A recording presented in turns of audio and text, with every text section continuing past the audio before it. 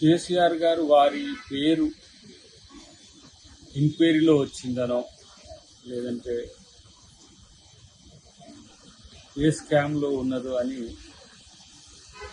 బాధపడడంలో అర్థం లేదు అని నా భావన. ఎందుకంటే అంతా మీరే చేశారు అనేది అన్ని డిపార్ట్మెంట్లో మినిస్ట్రీస్ ఉన్నారు, తర్వాత వివిధ డిపార్ట్మెంట్స్ ఉన్నాయి, అన్నిట్లలో కూడా మీ ప్రమేయం లేకుండా ఏది జరిగినట్టుగానైతే ఇన్ని ఎంక్వైరీస్లో చూస్తుంటే ఎక్కడ కూడా అంతా మీరే అయినారనేది చర్చ. కాబట్టి నా పేరును బదనాం చేయడానికి ప్రభుత్వం పనిచేస్తుంది అనడంలో తప్పు.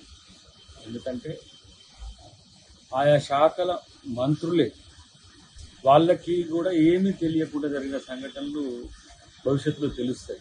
ఎందుకంటే ఇప్పుడు ఎంక్వైరీ ప్రాసెస్లో ఉన్నప్పుడు దాని మీద కామెంట్ చేయడం అనేది కాదు. సో మీకు చేయకపోయినా సరే ఎలాంటి చెడ్డ పేరు తేవాలని ప్రయత్నం ప్రభుత్వం చేయదు. ఒకవేళ మీరు ఎలాంటి సంబంధం లేకున్నా ఎవరైనా అధికారులు లేకపోతే ఇతరత్ర ఎవరైనా వాటి మీద కనుక తప్పుడు ప్రచారం చేస్తేనో మిమ్మల్ని డిఫేమ్ చేయాలని చూస్తే మీరు చట్ట ప్రకారం వెళ్ళొచ్చు.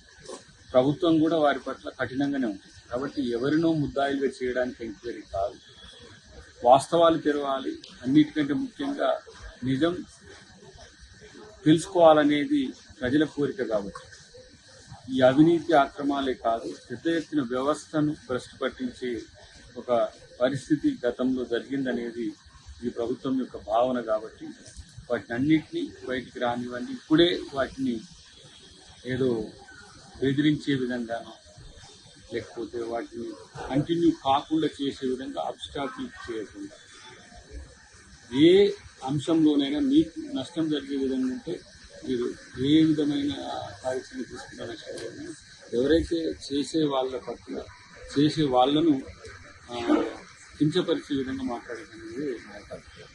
అసలైన తొలి వెలుగు. ఫాలో వాట్సాప్ @తొలి వెలుగు official.